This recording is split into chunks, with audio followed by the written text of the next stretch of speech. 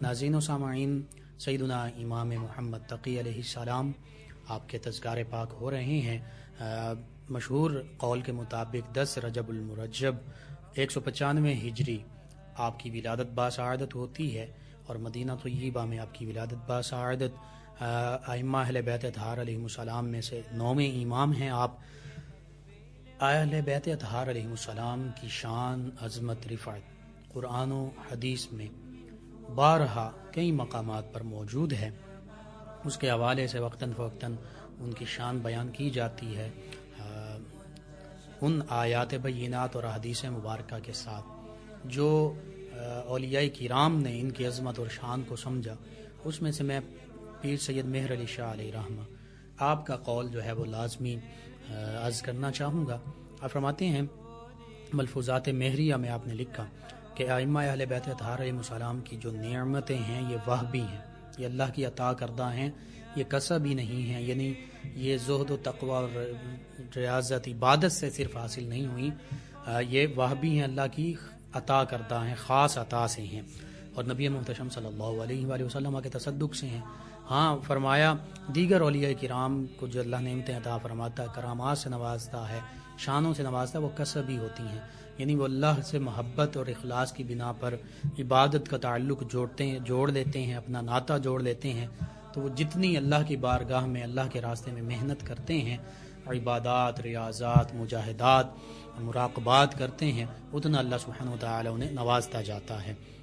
اور پھر فرماتے ہیں کہ اپنی محنت اور ذکر اذکار کبھی بھی اس مقام تک نہیں پہنچا سکتا جہاں نعمت وہبی کا مقام ہے، یعنی اللہ کی خاص عطا جن ہستیوں کو حاصل ہے ان کے مقام تک کوئی عام ولی وہ نہیں پہنچ سکتا۔ حالانکہ اولیاء کرام رحمہ اللہ علیہ مجمعین کی عظمت اور شان بھی بہت بلند ہے۔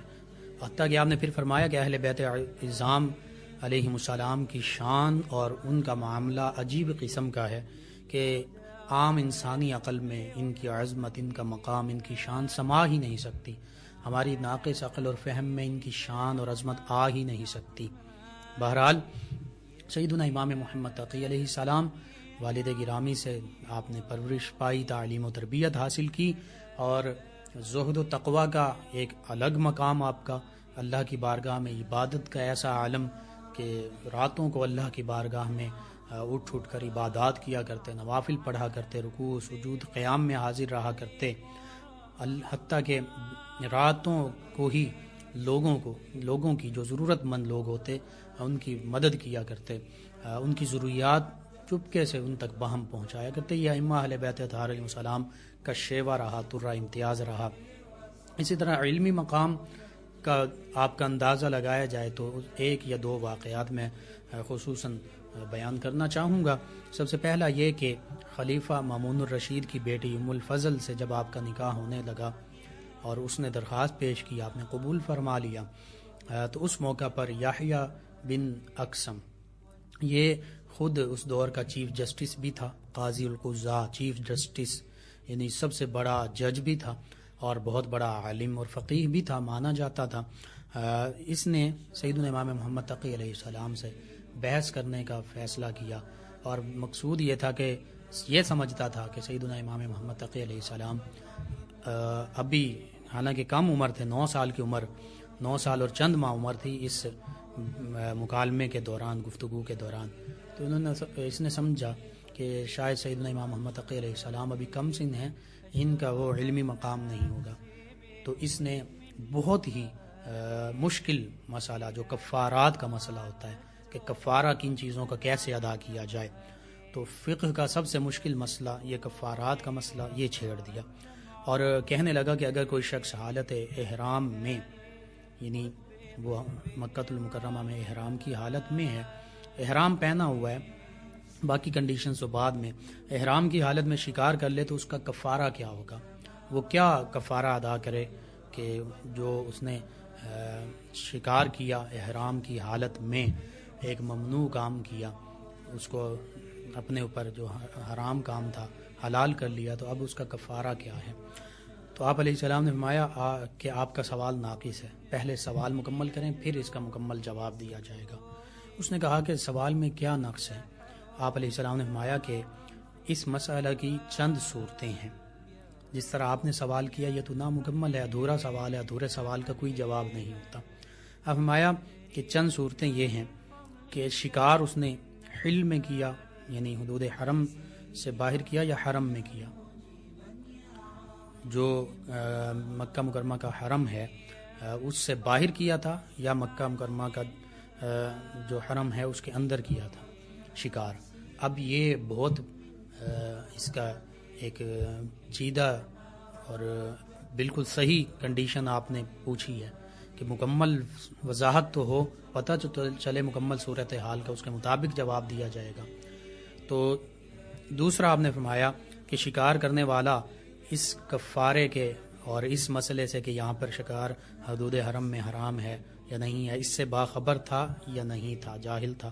تیسرا آپ نے پوچھا کہ شکار جو ہے خود جان بوجھ کر عمدن کیا گیا، اپنے ارادے اور منشا سے کیا گیا، جانتے ہوئے علم رکھتے ہوئے کیا گیا، یا غلطی سے شکار ہو گیا. چوتھی آپ نے پوچھا شکار کرنے والا آزاد تھا یا غلام. اور پانچواں آپ نے کہا کہ بالغ تھا یا نابالغ. پھر آپ نے کہا چھٹی بات یہ ہے کہ یہ بھی بتانا پڑے گا کہ پہلی بار یہ شکار کیا یا پہلے بھی شکار کر چکا ہے، بار بار شکار کر چکا ہے. پھر فرمایا کہ ساتویں بات یہ کہ شکار پرندہ تھا یا کوئی اور جانور تھا. اور آٹھواں آپ نے پوچھا کہ وہ شکار چھوٹا تھا یا بڑا تھا. اسی طرح پھر نوواں سوال آپ نے پوچھا شکاری اپنے عمل پر نادم تھا، ندامت تھی اسے کہ میں غلط کر بیٹھا، یا مصر تھا، اصرار کر رہا تھا کہ نہیں میں نے ٹھیک کیا. 10واں سوال کہ شکار رات کے وقت کیا گیا یا دن کے وقت. اور پھر 11واں سوال کہ احرام جو باندھا ہوا تھا حج کا تھا یا عمرے کا. جب یہ آپ نے 11 سوال کیے تو یحییٰ ابن اقسم جو ہے مبہوت ہو کر رہ گیا، پریشان حیران ہو گیا کہ اب کون سی صورت بتائی جائے. مکمل سوال بتایا جائے گا تو اس کا مکمل جواب ملے گا. تو لاجواب ہو کر اس نے عرض کیا کہ امام آپ ہی ان کا جواب دے دیجئے. تو آپ نے فرمایا کہ ترتیب وار آپ نے پھر جواب یوں ارشاد فرمائے. آپ نے فرمایا کہ اگر حالت احرام میں حدود حرم سے باہر شکار کیا اور شکار پرندہ ہے اور پرندہ بڑا بھی ہے تو کفارہ اس کا 1 بکری وہ دینی ہوگی اللہ کے راستے میں. اور فرمایا اگر یہی شکار حدود حرم کے اندر کیا ہے تو پھر 2 بکریاں دینا پڑیں گی. اور فرمایا اگر پرندہ چھوٹا تھا تو کفارہ دمبے کا وہ چھوٹا بچہ دیا جائے گا جو ماں کا دودھ چھوڑ چکا ہوگا. اور پھر فرمایا اگر شکار جو باہر ہے اور وہ وحشی گدھا ہے تو کفارہ 1 گائے، اور اگر شکار شتر مرغ ہے تو کفارہ جو ہے وہ 1 اونٹ ہوگا اور 1 ہرن. اور اگر ہرن کو شکار کیا تو پھر کفارہ 1 بکری ہوگا. اسی طرح فرمایا نیز یہی شکار حدود حرم میں اگر ہوا ہے تو کفارہ 2 گنا ہوگا. اور احرام عمرے کا ہے تو کفارات کو خانہ کعبہ تک پہنچانا ہوگا اور قربانی مکہ مکرمہ میں ہوگی. اور اگر احرام حج کا ہے تو قربانی اور کفارہ دونوں مینا میں ادا کیے جائیں گے. اور کفارات کے بارے میں واقف اور ناواقف میں آپ نے فرمایا کہ کوئی فرق نہیں، سب کو کفارہ ادا کرنا ہوگا. حتیٰ کہ آپ نے فرمایا کہ قصداً شکار کرنے میں کفارہ کے علاوہ گناہ بھی ہوگا جبکہ بلا ارادہ کرنے میں گناہ نہیں ہے. اور آزاد کا کفارہ آپ نے فرمایا خود اس کے ذمہ ہوگا، اور غلام کا کفارہ اس کا مالک ادا کر دے گا. اور فرمایا کیونکہ غلام خود بھی مالک کی ملکیت میں شمار ہوتا ہے اس لیے وہ کسی چیز کا مالک نہیں ہوتا. پھر فرمایا کہ بالغ پر کفارہ واجب ہے، نابالغ پر کسی طرح کا کفارہ واجب نہیں. اور فرمایا انسان آخرت کے عذاب سے بچ جائے گا جبکہ اللہ رب العزت کی نافرمانی پر اصرار کرنے والے کو اس کے عذاب کا بھی سامنا کرنا پڑے گا. یہ کفارے کی آپ نے مکمل تفصیل جو ہے وہ وضاحت سے بیان فرما دی. یہ آپ کا علمی مقام ہے. ناظرین و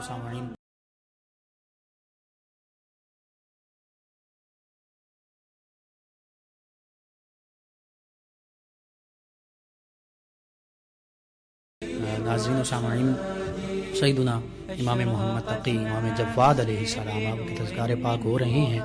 آپ کا علمی مقام بہت بلند، اور اکثر جو بھی آپ سے علمی مقابلے کے لیے آیا، آپ کا امتحان لینا چاہا، وہ خود امتحان اور آزمائش میں پڑ گیا، وہ خود مبہوت اور لاجواب ہو گیا. اس کی ایک بڑی مثال قاضی یحییٰ ابن اقسم یہ ہم نے بیان کی.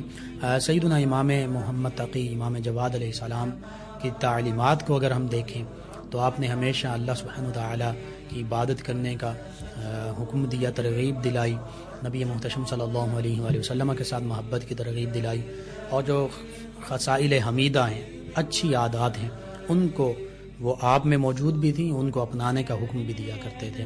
عاجزی ان کی ساری، لوگوں کے ساتھ حسن سلوک، لوگوں کی مدد کرنا، ان کی ضروریات پوری کرنا، یہ آپ کا شیوا رہا کرتا تھا۔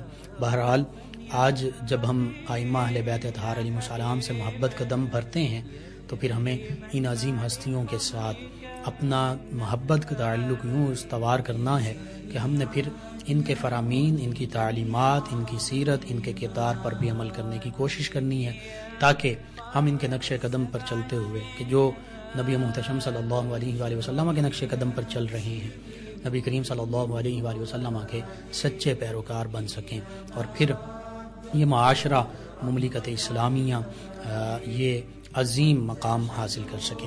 ناظرین و سامعین، ہمیں جوائن کیا ہمارے لسنرز میں شامل ہیں ڈاکٹر ارشد صاحب فیصل آباد سے، آیات شفا کا انہوں نے پوچھا جی، ہم نے وہ دوبارہ بھی عرض کیا، 2 پروگرامز میں عرض کر دیا، آپ ان پروگرامز کو یوٹیوب سے بھی دیکھ سکتے ہیں، رہنمائی حاصل کر سکتے ہیں۔ اور طارق محمود ریاض صاحب ہیں، پروگرام کو پسند کیا، کہتے ہیں پروگرام بہت اچھا ہے۔ خالد گلزار پوری مصطفیٰ آباد سے کہتے ہیں پروگرام بہت اچھا ہے، اللہ تعالیٰ آپ کو خوش رکھے۔ اسی طرح دیگر ہمارے لسنر امرین صاحبہ کہتی ہیں طبیعت خراب رہتی ہے ہر وقت، اور 3 دن سے گردن میں بھی پین ہے جی، درد کے لیے جس جگہ پر درد ہو بسم اللہ الرحمن الرحیم پڑھیں، انگلی رکھ کر، ہاتھ رکھ کر وہاں پر کم از کم 3 مرتبہ پڑھیں، اعوذ بعزت اللہ وقدرتہ من شر ما اجد واحاذر، اعوذ بعزت اللہ وقدرتہ من شر ما اجد واحاذر، اس کو کثرت سے پڑھیں، انشاءاللہ اللہ سبحانہ و تعالی شفا عطا فرمائے گا۔ ناظرین و سامعین، ان کے علاوہ ہمیں جوائن کیا ہمارے لسنر میں تحسین فاطمہ صاحبہ شامل ہیں، اور عبدالعزیز صاحب نے ہمیں جوائن کیا۔ آپ تمام لسنرز کا بہت شکریہ کہ آپ ہمارے پروگرام کو سماعت بھی کرتے ہیں، اپنے فیڈ بیک سے بھی آگاہ کرتے ہیں۔ ناظرین و سامعین، سمیرہ کنول صاحبہ نے ہمیں جوائن کیا، کہتی ہیں السلام علیکم بھائی، کیسے ہیں آپ؟ جی وعلیکم السلام، الحمدللہ۔ کہتی ہیں یاد الہی پروگرام میں بہت کچھ سیکھنے کو ملتا ہے، شکریہ آپ کا، اور کہتی ہیں کہ اس ٹائم یہ شو سن کے ہمیں بہت خوشی ہوئی۔ جی شکریہ آپ کا، انشاءاللہ 8 سے 9 بجے روزانہ پروگرام یاد الہی آپ کی خدمت میں پیش کیا جائے گا۔ ڈوگر صاحبان نے ہمیں جوائن کیا، افتخار ڈوگر ہیں، غلام حسین ڈوگر ہیں، احمد ڈوگر ہیں، اور ان افتخار ڈوگر صاحب کی غالباً صاحبزادیاں ہیں، غلام فاطمہ صاحبہ ہیں، زینب صاحبہ، آپ کا شکریہ کہہ رہے ہیں، ہم آپ کا پروگرام سن رہے ہیں، بہت اچھا ہے۔ ایک اور ہمارے لسنر کہتے ہیں السلام بھائی، آپ بہت اچھا بولتے ہیں، مجھے اچھے رشتے کے لیے کوئی وظیفہ بتا دیں۔ جی سورہ آل عمران کی آیت مبارکہ 9، اس کو کثرت سے پڑھیے، خصوصاً جمعۃ المبارک کے دن 313 مرتبہ پڑھیے، والآخر درود پاک تعداد میں اللہ سے دعا کیجیے، انشاءاللہ اللہ تعالیٰ بہتری فرما دے گا، اچھا رشتہ اس کے سبب بنا دے گا۔ تبسم صاحبہ کہتی ہیں کہ زمزم بیٹھ کر پینا چاہیے یا کھڑے ہو کر، اس کا کیا طریقہ؟ جی زمزم کی عظمت، فضیلت اور شان کو مد نظر رکھتے ہوئے نبی محتشم صلی اللہ علیہ وآلہ وسلم بھی اس کو کھڑے ہو کر پیا کرتے تھے، اس لیے اس کو کھڑے ہو کر قبلہ روح ہو کر پیا جائے۔